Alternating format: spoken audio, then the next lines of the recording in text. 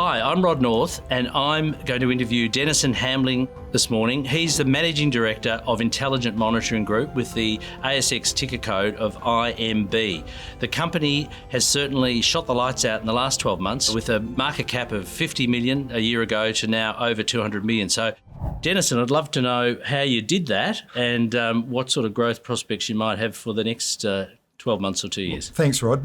So IMB is the largest security monitoring business in Australasia now. So we have over 200,000 customers, residential, commercial, and also monitoring fire alarms. And how we did that was essentially we bought ADT, which is the leading security brand globally of any profile, particularly in this part of the world. And we've now integrated that into our overall strategy, which is to become the preeminent player in security. This is a large market. There's 265,000 people in the security industry in Australia, which often surprises people. 65,000 police force, to put a perspective around that, and there's no leader. And so we have an opportunity with a brand in ADT and also Signature Security, which we've brought back, to now create a leader. So tell us a bit how the Australian and New Zealand security market has transformed over the last few years relative to where we were and the catch-up that's been required for the rest of the world, because we've been behind the rest of the world. We are, and look, I think it's transforming is the word I'd use. I don't think it's transformed yet, but essentially the story would be,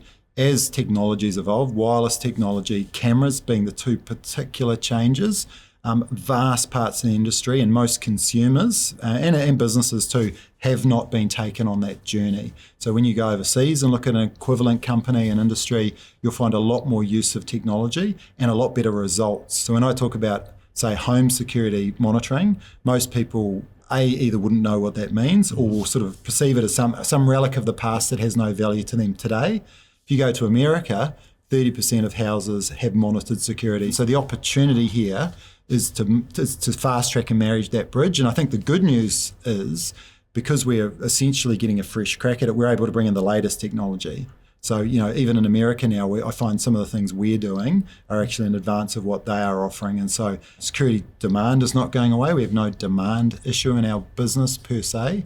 But what we can offer and the value and the results that we can provide are definitely changing and improving, and we can influence. And so I think we're starting that journey now as an industry. The interesting thing, particularly about people's perception of monitoring, is that most people that I'd talk to would say, yes, I've got an alarm and I've got a sensor. Yeah. But they wouldn't have a camera. No. And I mean, that's the big difference, isn't it? Because people don't quite understand that. And in the past, if your alarm went off from a sensor, you might be sending a guard out for several $100s to actually tell you there's no issue. To verify the event. Whereas if you've got a camera, you can actually see 100%. What's happening. And I mean, that could save you a couple $100. Very simply, the biggest change is that today, for most people, for virtually everybody that has an alarm today, if you do, and it's an if comment, it will be because you've got a property that's probably valuable enough that your insurer may have said you should have it or you feel you should.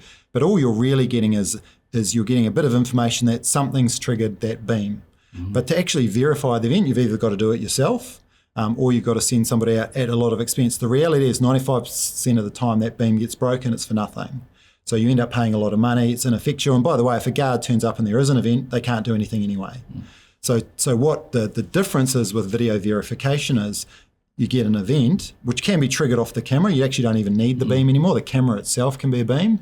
We can have a look. We can have a look at the event that triggered it, comes straight up, and we can look at a live view and we can verify there. Now, by the way, what that means is if there is an event, if you're away from home and your wife is in the house and there's an event going on, we go straight to the police.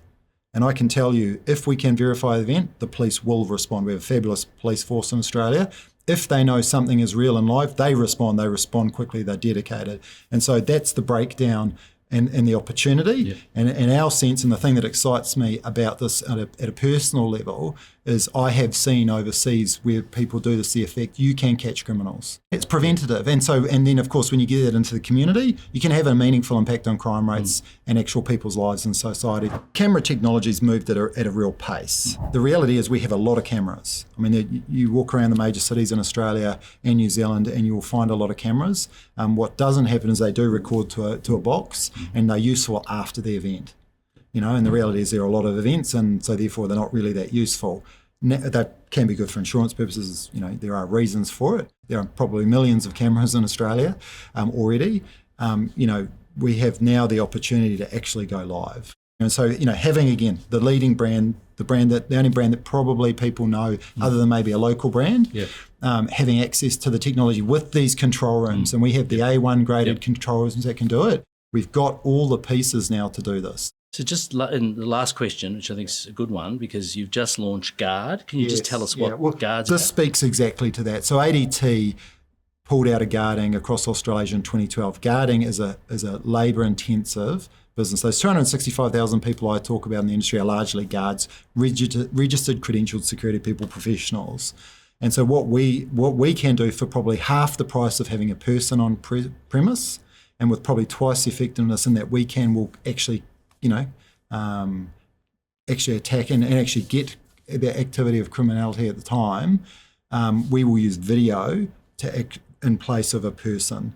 And so we're replacing what we call guards. So it's a tongue-in-cheek. We're bringing back guarding. We're competing directly with guards, but we'll be cheaper and more effective with the use of technology. So ADT's back in the guarding business. So Dennison, just tell us about the entry level for security, so consumers and people interested in the products would know, and how easy they are to install. Absolutely. So one of the changes that we've brought when we look overseas is we've introduced a completely new product set into the residential market. We're calling it ADT Home Secure. The underlying product's called CyberSense. That is effectively like an Apple iPad that connects to sensors, cameras, doorbells, smoke alarms, sirens, a whole range of things. The base kit, it's so simple now what we're bringing in relative to what the industry currently offers that you can do it yourself. So my daughter installed my system in 20 minutes. Now, the base kit for this basic security system, being sensors, is $1,000. Now, you will find it very hard to get a system like that for probably less than $3,000 to $4,000 currently in the market. Of course, you may not want to do it. Most customers don't want to do it themselves, and we are a service provider, not a product.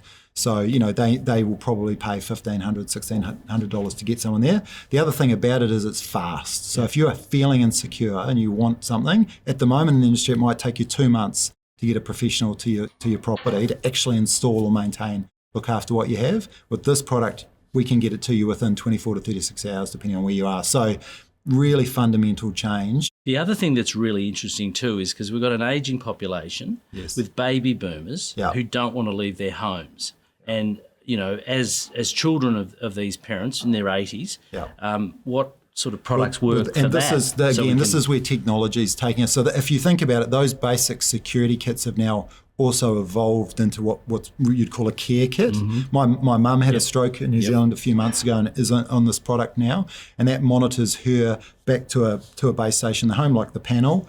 Gives you peace of mind. Gives me peace of mind. If she falls over, it triggers an alert. It goes straight to our A1 control room, immediate response, and they will send someone out if they don't make contact. We have a key outside the house, so if she's fallen, you can't get in, they can get in. So those products lend into care too. And as you say, for us, we've always talked about 3 pillars of growth for our business. Commercial security, that's a big opportunity.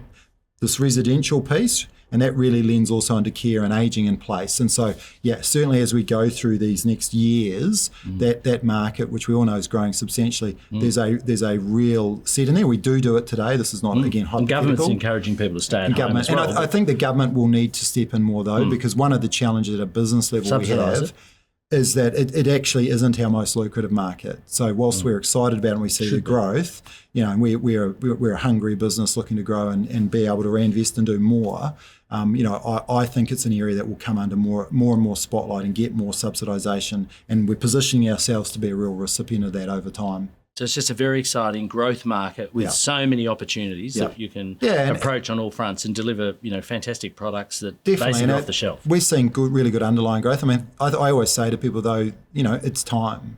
We're a compounding story, and you're only as good as your last hit, and you got to deliver. So far we've been good at that. We've got the pieces in place, and now what I'm really focused on is this next 3 years of we've got the pieces, we've put this business together, the growth is there, we are the leader. Where does that take us? And I've been pretty open. I see, we're $1 billion business sitting in here, earned. Yep. So we have to earn it. Yep. And you're currently 200 million, so still a bit of growth there. But I see a really clear pathway to the levels of profitability you would need to be $1 billion business. And also, there is acquisition, a lot of acquisition potential in our industry. It's very old and unconsolidated. We have a platform. We've got an expertise in acquisitions. We're very strategic. Yep. Like we don't have to do anything. We're not out there chasing businesses for the point of it. But I would be surprised if that isn't a feature still of what we do as well. And you can still buy businesses on low multiples. You're having to pay 2, 3, 4 It's or a more. little like insurance broking. You might remember, 10 years ago, you'd remember, Rod, like there were a whole lot of localised insurance brokers and they got really consolidated, Steadfast and those sort of people. Similar sort of dynamics. You've got local operators with good customer bases, aging, the technology and the delivery might be old. We've got all the answer to that, but they've really just got a book of customers who really need to be transitioned, and we can do that. And so there is a lot, and we can pick those up for pretty accretive values. Again, though, we're not chasing them. It's really where it fits our overall strategy and growth, and where we want to be in 3 and 5 years' time.